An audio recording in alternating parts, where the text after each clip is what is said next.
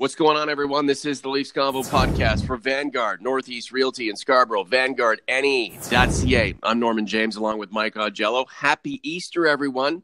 The Leafs, the last Canadian hope in terms of winning a Stanley Cup in 2019.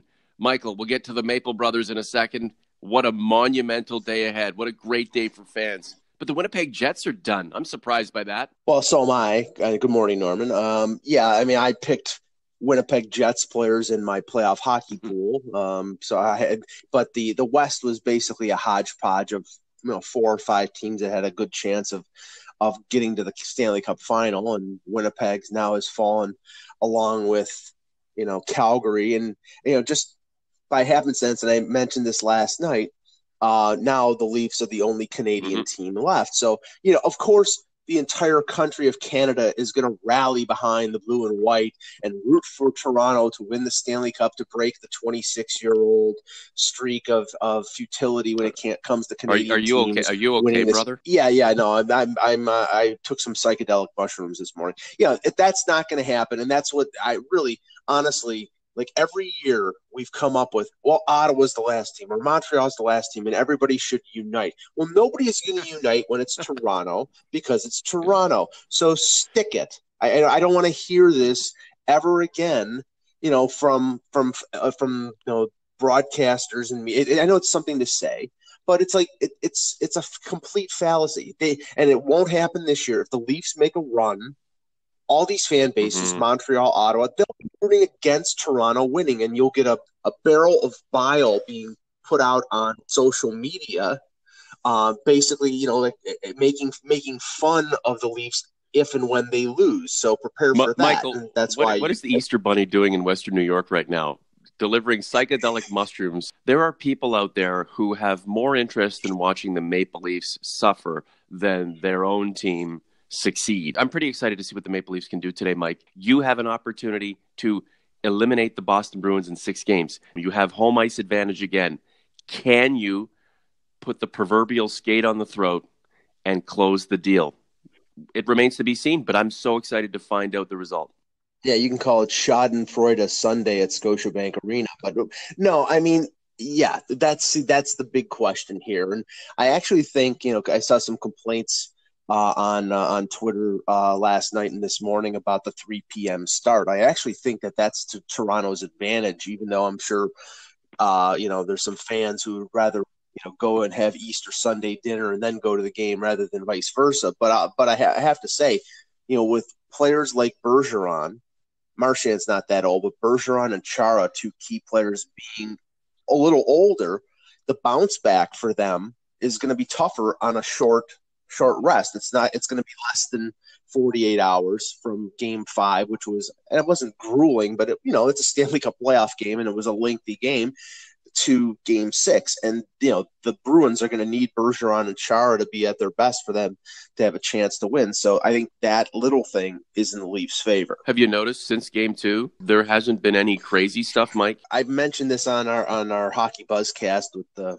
couple of the other guests and hosts, is that it's impossible for these teams to play that type of high-level physical, output for 7 games. It's just they can't do it, and it takes a toll on the team that they're hitting, like the Leafs, but it also takes a toll on them.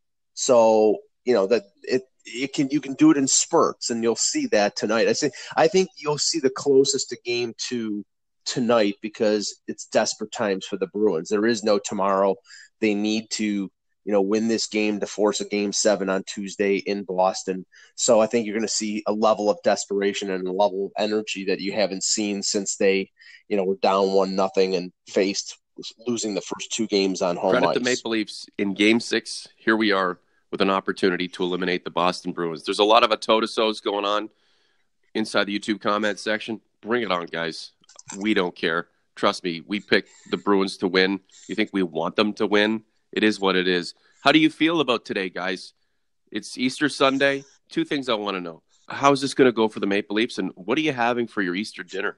We've got ham going. We've got scalloped potatoes, all sorts of veggies, salad. It's going to be amazing. If we can get that into the kids, we'll be happy. The Maple Leafs puck drop. What do they want to do out of the gate? How do they want to dictate the play? What can they do to send the message in this first period that, you know what, Boston, you guys better start booking golf trips because this thing's going to be done. Well, the opposite of Game 4, because Game 4, Chara pancakes Mitch Marner off the opening faceoff, and I just got the feel after that oh boy, here we go. And that it was that way the entire game. They take a 2-0 lead. The Leafs are chasing the game the entire game.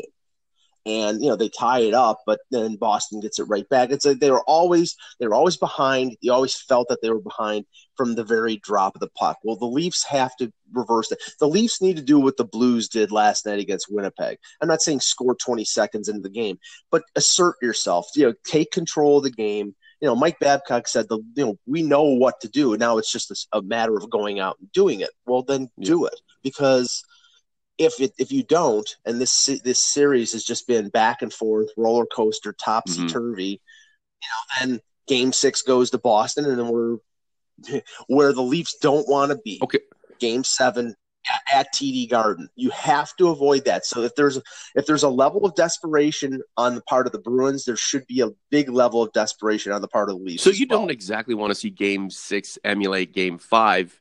It was late in the game when the Leafs scored. It was a controversial goal, but you could tell the Boston crowd, while in it, was nervous.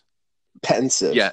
If that's the case this afternoon / this evening, it might work in Boston's favor, but who knows? It might work in the Leafs' favor, especially if they don't give an inch. You smell blood. Now go for the kill. Last word to you. Yeah, what I would like to see repeated is, and I think it was Game 7 in '93 when the Leafs played the Blues, and I think after the first period they were 4 or 5-0. That's what I'd like to see. Will we see that? I don't think so. I think it's going to be close. I think it's going to be nervous. I think I'm probably going to be holding up my Easter Sunday dinner until the game is over. You should see me watching these games. Up, down, various seats, different positions, in and out of the room. It's unbelievable. But this is what it's about. We've waited so long for this. And not just this season.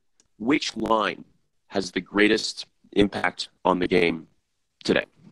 Well, if you're including both teams, it's obviously Bergeron, Marchand, and Pasternak, because as they go the Bruins. They didn't do much in Game 5. They didn't do much in Game 3, and the Leafs won those games. They did a lot in Game 2 and 4, and the Bruins won. Which Leafs line will have the greatest impact? I still think it's going to be Hyman, Tavares, and Marner, but you have to think that the Matthews line, which scored both goals on Game 5 will have an impact as well. Right now, I think the Leafs are hoping from their bottom two lines, just give us a saw off, give us an even break. Don't cost us goals. We'll take that. Let our top two lines take over the game and take the responsibility. If that happens, then the Leafs have a fairly good chance of moving on to the second round. Game 6, baby. Boston's a beautiful city, but I have no interest in going back there. I'm sure the Maple Leafs feel the same way. OG's converts, let us know how you're feeling about today, how you think this game's going to go, and I'd love to know what you're having for Easter dinner. Michael, it's been a lot of fun. We'll talk to you soon, and hopefully the circumstances are joyous. Thanks, Norman.